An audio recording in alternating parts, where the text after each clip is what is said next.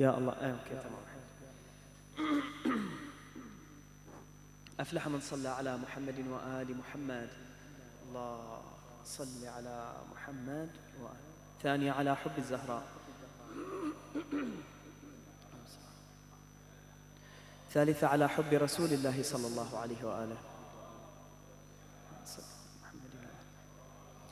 صلى الله عليك يا مولاي يا أبا عبد الله يا ابن رسول الله وابن أمير المؤمنين وابن فاطمة الزهراء سيدتنا وسيدة نساء العالمين. غريب يا مظلوم كربلاء. Assalamu alaikum wa rahmatullahi wa barakatuh, brothers and sisters. Yesterday we talked about women rights in Islam, and there were several points that were mentioned, and there are several others to be mentioned today. But I want to go back to the time of Islam and talk about some practices that used to be done towards ladies, women, that basically were so barbaric that they are at this day and age something that cannot be imagined. One of them I actually mentioned before, which is that they used to kill their newborn children if they were female, because they thought that males are far more superior, they're far more useful, and you know, there is no danger when they have a male child that they associate with having women, because they say, oh, you'll have to keep her chastity, you'll have to follow up to her, you'll have to keep her away from the men and whatever. So that is one thing that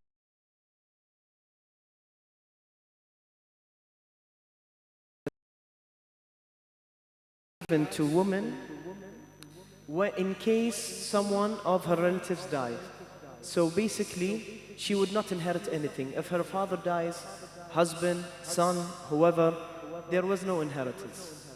Islam came and said that women have to inherit. But yet again, there is another question. Why do women in many cases get half of the amount that men get when there is, you know, some certain death that is to come, and then it occurs, and then there is some money left over for that person that has passed away, and they want to give it away to his relative? Why do we give ladies, in many cases, half of that we give to men? The answer is similar to an answer I have mentioned yesterday. Islam follows justice, not equality. In many cases, justice and equality do not meet. So Islam stays always in the realm of justice, and sometimes in equality if it corresponds to justice. So in the family hierarchy that Islam likes to keep and establish, the patriarch, the father of the family, is the one that is responsible for his children and for his wife. The Islamic legislation states clearly that the husband has to pay for all of the expenses, whether they be health related, whether it is related to education, whatever, all the necessities that children and also the wife needs, the man has to provide for. Even though if the wife is wealthier than the husband, even if the wife is a billionaire, a multi-billionaire, and the husband is poor, he is by Islamic legislation forced and obliged to provide for her all her necessities and needs. So in another perspective, when we come to the cases in which there is a death and then there is some sort of compensation that is given to the inheritors, then women in many cases get half of what men get. What are the chances that someone dies and you inherit him? They are very low. They are increasingly low, because now the healthcare is better, everything is geared towards making human life of better quality and of better actually in all aspects, including health. So let's say once, twice, thrice in a lifetime will someone inherit, but the husband day in and day out, year in and year out, is obliged to provide for his family and his wife. So basically, having double the amount when there is an inheritance, and in case it's a man, he has double the amount, that is something that is nothing when you compare it to establishing a full livelihood for his wife and for his children alike. So this is one thing that I wanted to talk about. Also, I want to return to a point that I mentioned yesterday. Yesterday, I said that in case, God forbid, someone kills a man, he would have to pay an amount of blood money. But if he killed a woman, he would have to pay half of that.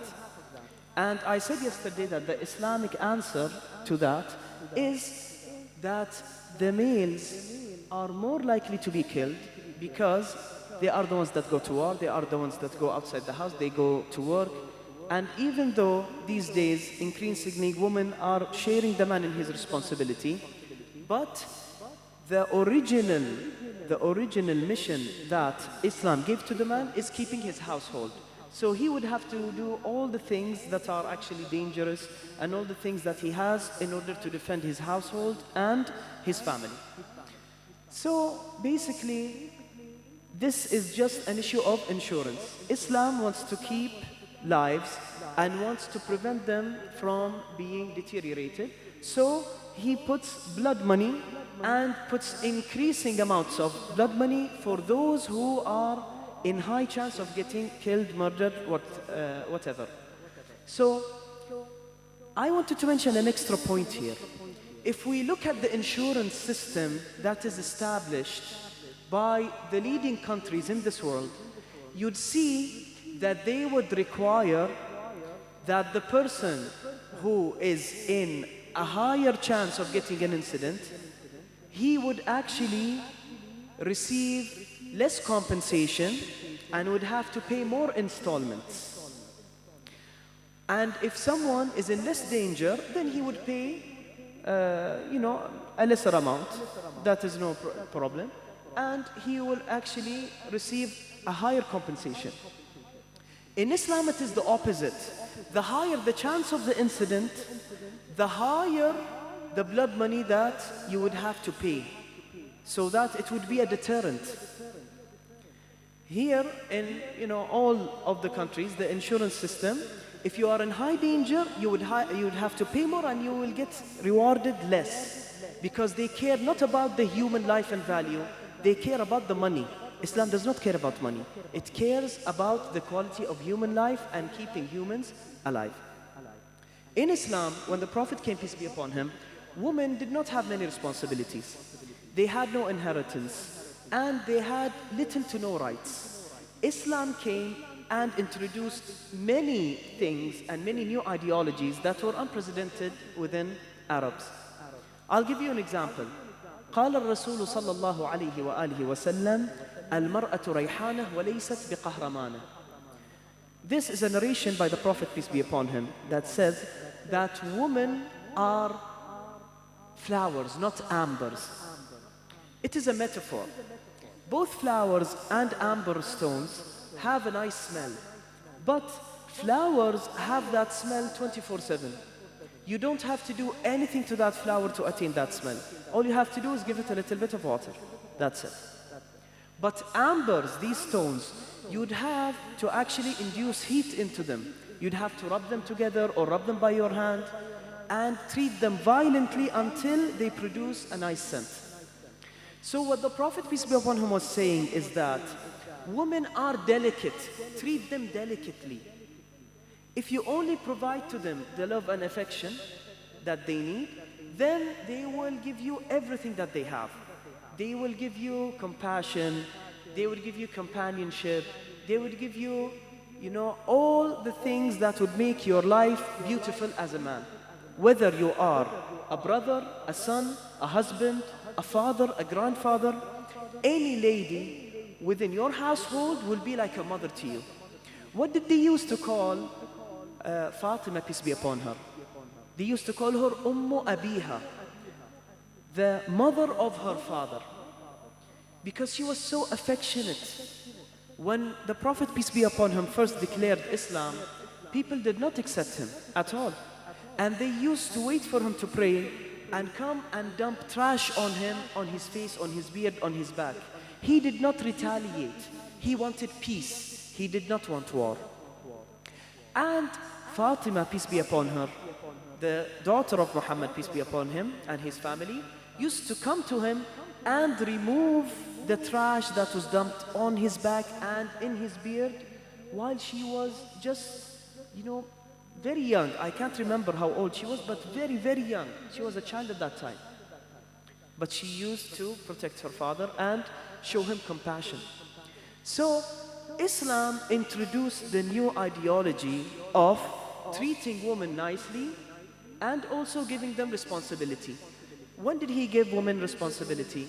When there were many raids that were occurring against Muslims, the Prophet, peace be upon him, took with him not only military men, but he also took with him many women that used to tend to the wounds. And they had many responsibilities. They were actually soldiers, you could say. And they saw all these new scenes, the blood gushing everywhere, wounds, and they used to treat them with the best care that they could provide. So that was an example of giving women roles in Islam, especially in the war, which may not be a likely place for women to be, but since Islam had few Muslims in numbers those days, he had to depend on the other gender. And he treated them all fairly. There is an instance in which, and I think I talked about this in the first night, there was a slave girl that was living in Mecca. And the Prophet, peace be upon him, was kind to everybody, including this slave girl. So, in many times, he would see that the slave girl will come and ask him for favors. So he would go with her, he would help her in whatever she needed. For example, if she needed to lift heavy wood for the fireplace, she would call him, he would go. Even though he was essentially one that is related to one of the greatest families in Mecca, Quraysh. Quraysh is actually a dynasty, it's not only a family. So he, in his high rank, used to go with the slave girl to the extent that she would come and actually not need to talk to him. She would just hold the tip of the rope, not his hand, but the rope, and just take him wherever she wants to go. She doesn't even need to tell him where I need to go. She has an errand, she just goes and takes him. He lived so humbly and so simply with everybody. And he actually has many narrations in which he talks about keeping women's rights and defending them and tending to them. The Prophet, peace be upon him, had special care towards the ladies that wanted to learn about Islam. In one case, one of the ladies came to him and said, "O Rasulullah, O Muhammad sallallahu alayhi wa alayhi, you as men go to jihad, you go to Islamic war, and you do great things. What about us?" So the Prophet, peace be upon him, said, "If any one of you ladies actually goes back to her house and does her responsibilities towards her children, then she would have the same and the equal bounty in the eyes of God that will be given to any one of those men." He was in the great mosque, the mosque of the Prophet Muhammad, peace be upon him, in which he is buried now. And there were many companions there. He said that in front of all of them. These women that came are equal to all of you. That's what he said at that day. There are some misconceptions about Islam, and I have mentioned a few yesterday and will mention some today also. And these actually are always regarding some legislation that Islam has provided that regards women, and they say that this legislation is unjust. I'll give an example. What about polygyny? Polygyny is the act of marrying more than one woman. Islam says it is halal to marry 4 women. So this is unjust. How? Because you as a man will have the hearts of all of your wives. But your wives will feel that there is somebody sharing you. So they will feel jealousy, they will feel hatred maybe, and many things else. So how do we reply to that? First of all, Islam is the first and only religion that said, if you cannot be just, then marry just one. So this actually tells people that you're not allowed to have concubines, you're not allowed to do adultery, you're not allowed to marry more than one woman if you will not be just. If you are just, then you can have 2 wives, 3 or 4. So this is point number 1. Point number 2, it is not compulsory to marry 2 or 3 or 4. You can marry 1, you can marry none, and you can marry 4. So it is a matter of choice, personal choice. And Islam does not go and, meddle with your personal choices. It gives you the freedom of choice. Number 3, you have to look clearly at what is happening in the world. Even the religions that say that you cannot marry 2, 3, 4, you can only marry 1, okay? They don't tell you that, you have to marry 1 and then you cannot marry others. Not in that formulation. But what they say is, actually they stay quiet. And they frown upon those who take 2 or 3 or 4 wives. For example, in Christianity, there are many sectors of Christianity that marry more than 1 woman. And when you go to the Bible, you see nothing that says you have to marry only 1 if you are unjust, or you have to marry only 1. It does not talk about polygyny or polygamy. Okay? After that point, you would see that the Christian society is split. There is no text that actually says any legislation regarding this point, but at the same time, marrying more than 1 wife is frowned upon. Even in those religions, for example, let's take Christianity as an example. In those religions, you would find that even if someone has a wife, he would have many mistresses, whether they be announced or unannounced, secret. So Islam realized that people actually would follow their instincts, whether they be legal or illegal. So what Islam did is, instead of making it an open issue, it started to regulate it actually. So before Islam, Arabs, they used to have hundreds of mistresses and hundreds of slaves in which they enjoyed sexually. So Islam limited the amount into 4 if you are going to marry. But it does not say it is compulsory to marry 2, 3 or 4. Neither does it say it is compulsory to even marry 1. If someone chooses not to marry, then he can just stop and not marry any woman at all and go on with his life. That is also okay. So Islam was very clear in the legislation that is talking about marrying and how you would go into wedlock. There is something else, another point I wanted to mention. Generally, in the general consensus, you'd find that the amount of ladies and, the female offspring that are born, and also the offspring that stay and do not die in a young age, are mostly women. This makes the population of the world predominantly women. And so, if we said that every man has to marry only 1 and 1 only, what will happen to the rest? Another point. We are in a Muslim country that was Muslim since the time of the Prophet, peace be upon him. How many Muslims do you know personally that have married more than 1 woman? I know 2. 2 guys. Now I'm almost 30 years old and I know only 2 guys. most of the guys, most of the people that are Muslim and are men, they prefer not to marry 2 or 3 or 4. They recognize that their own life is not compatible with such marriages. Marrying more than one woman is sometimes something cultural. Don't look at the Muslim countries. Look, for example, in the African countries. There are many African tribes that marry not only 4, but 10, 30, 50, and even 100. You can look it up in Google and you'll see that. So basically, those guys, they don't have any legislation that is stopping them. And they're not Muslim. Some of them are even pagans. They worship stones and whatever. And they still marry more than one wife. So it is not something that Islam created. Islam did not create polygamy and polygyny. It did not create them.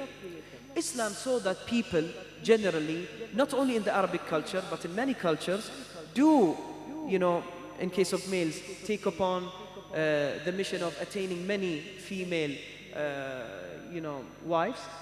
So it regulated it. It made it something that is not so open. It is controlled, it has ruled, and no man is to actually cause his wife or wives to get into distress. Whether it be by preventing them from getting their financial commitment that he has towards them, or emotional commitment, or whatever. Muslims are not allowed to treat women in an unjust way. It is haram. That is something I wanted to mention. There is something else regarding women, and it is sometimes considered a weakness in Islam. So we'd have to talk about it. Is it really a weakness or isn't it? This issue is the issue of being able to marry in a very young age. For example, the Prophet, peace be upon him, in some narrations, married Aisha before she even hit puberty. So about 9 or 8 years.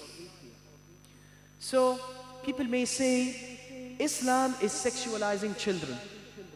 How do we reply to that? The answer is very simple. We as Muslims are not afraid of getting confrontation or questions. To everything there is an answer. We just need to be asked in a proper way, a proper manner, and the answer will come following.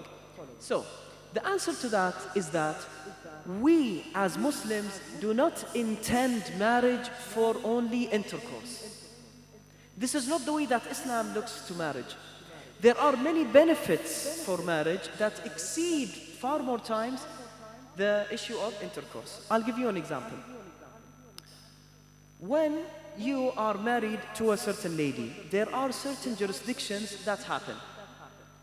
One of them, for example, is that you are allowed to touch her skin. So, if you're not married to a certain woman, you're not allowed to touch her skin directly, and you're not allowed to look at her hair, nor her neck, and whatever. You know all of this. If you marry her, then you can do all that. When is that useful? Let's say that there is a woman that is in distress. She is in medical distress. Okay? And there is no lady doctor. There are only male doctors. And she does not want a male doctor, nor does the male doctor want to touch a female that is not married to him. Why? Because it is Islamically prohibited. Then what they could do is that they would make a marriage and a divorce directly after it, so that he could touch her hands, for example, he could look at the place of the wound or the place that he needs to treat without any issue in Islam. So for example, she'll have a surgery for 3 hours. They will initiate the vows between each other. I wed myself to you, blah, blah, blah. He said, I accept. That's it. They're husband and wife. Then he carries on with the surgery that he has to. He finishes, and then he divorces her at the same time. There is no need for a dowry, no need for anything else. She would forfeit the dowry because she wants to marry out of necessity, and that is one case. Another case, the case of the Prophet, peace be upon him. Why did he marry Aisha at such a young age? He married her because he wanted to gather Muslims from all parts and all families in Mecca. So he actually married one wife from each tribe, almost, to gather them. And that was a very successful thing that he has done. Some may ask, so is there any intercourse that happened when she was small and did not hit puberty? The answer is no. It is prohibited in Islam. If a child is wed, that intercourse happens until they hit puberty. So basically, Islam looks into the issue of marriage in a wider spectrum. Islam is not only for Arabs, it's for all civilizations. Some civilizations, they have requirement to, for example, marry more than one woman. Even the ladies there, they would feel sometimes insecurity if their husband is married to one wife. She would require him to marry another because it is something of status, for example. Islam is for all times and for all places. It does not say, for example, marry many women or marry children or whatever, but it looks in a wide horizon and tries to make something that is compatible with all human beings. So if you go to the actual, life that is, and go to any Muslim country, you would find that most of the men marry only one wife until they die. And if she dies, they don't marry another. They are very loyal. Number two, 99.9% don't marry children. There are some countries that marry children, but for example, in Bahrain and other countries, it doesn't occur anymore. So, what I'm trying to say now is that Islamic, in its universal nature, tried to give women their rights, but not in terms of equality, but in terms of justice. Because, as I said yesterday, justice does not equal equality. And sometimes equality could be injustice.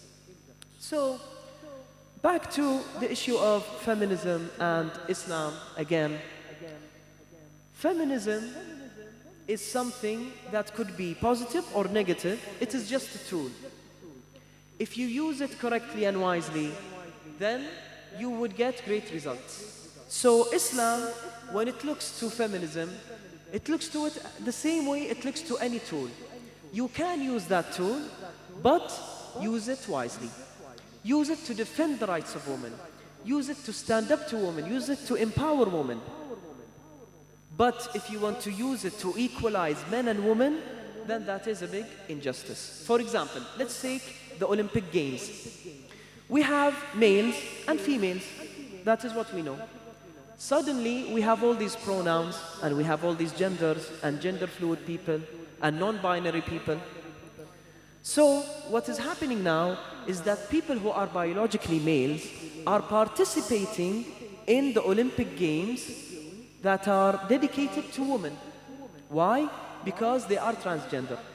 They have changed their genitals, they have used hormones, and they changed their features, their voice, whatever. So now they compete with ladies. The problem is that the male body is so different from the female body. Its bone density, its muscle mass, its low retention for water and low retention for fats. Many things.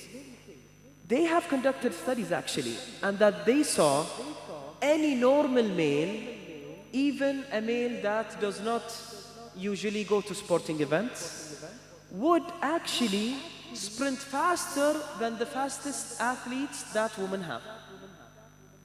And also in weightlifting, and also in running, cycling, whatever.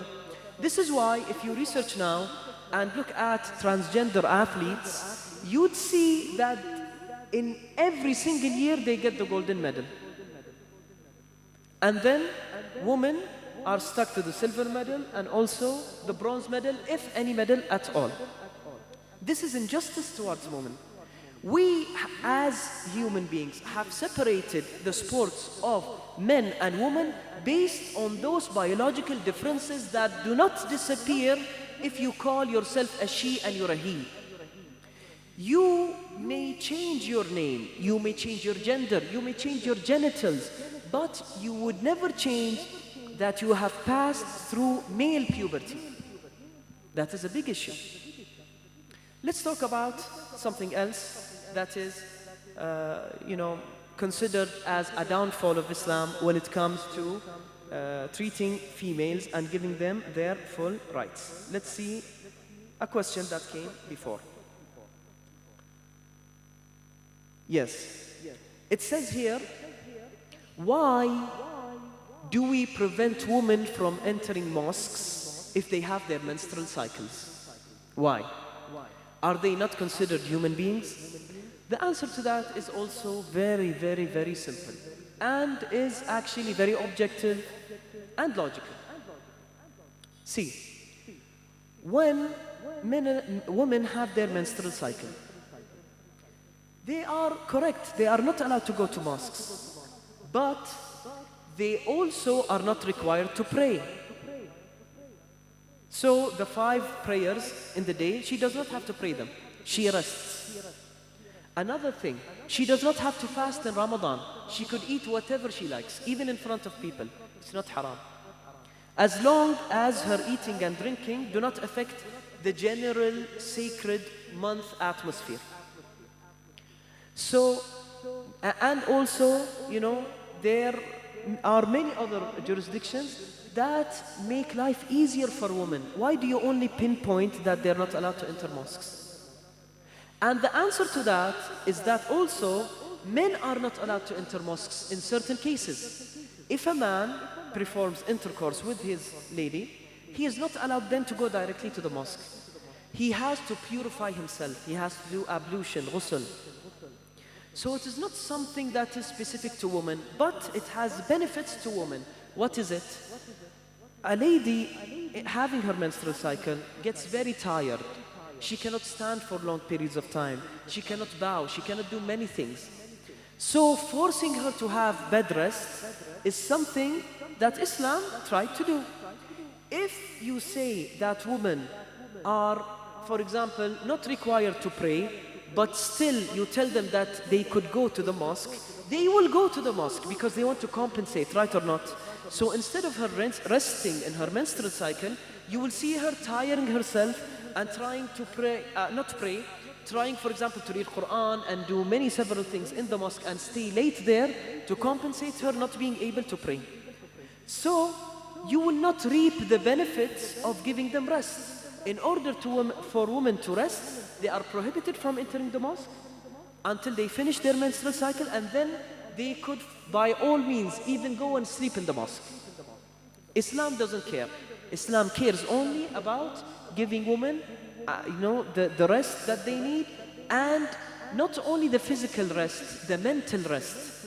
If ladies, know that they are not allowed to pray because they have their menstrual cycle in order to rest, they will still feel, something in their conscience. They want to compensate. So what ends up happening is that they might go to the mosque. So we prevent them from going to the mosque. It is just like your job. Your job is something that you have to do. But if you're sick, they tell you you are forced to go home. Even if you can work, we want you to go back. Why? So that you could rest adequately and then quickly go back to work twice as much motivated. So ask when you are in doubt. Ask, why does Islam do this and that? Then if you receive an illogical question, search even more. If you cannot find a logical answer, then you have all the right in the world to say that Muslims are not right.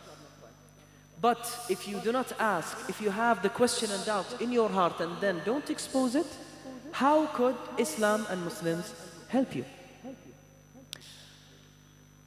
Al-Husayn, peace be upon him, in Karbala, had practiced the utmost levels of protection towards ladies and women.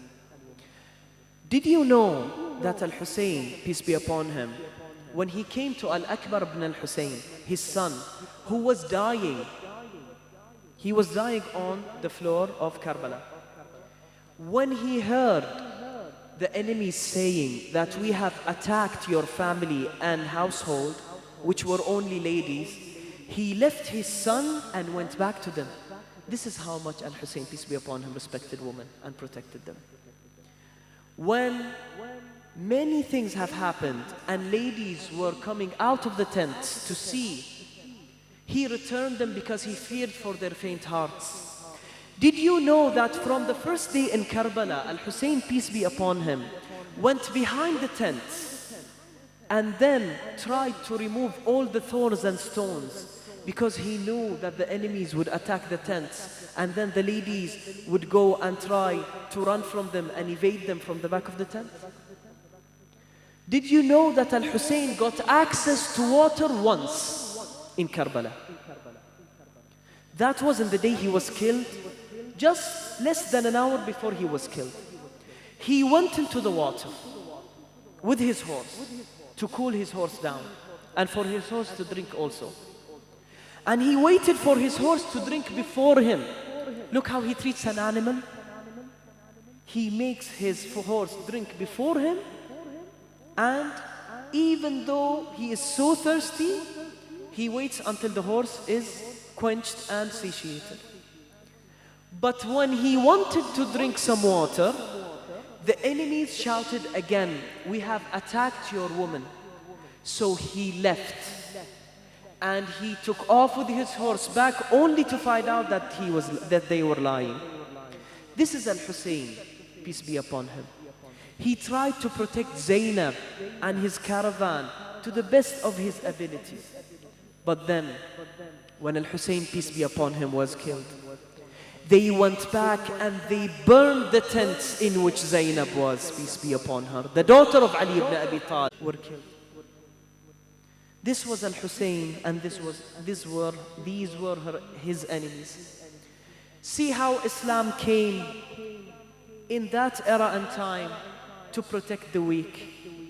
May God help us all to protect the weak and also keep reviving the memory of Imam Al-Hussein in every year that is to come. ورحم الله من قرأ سورة الفاتحة قبلها صلوات.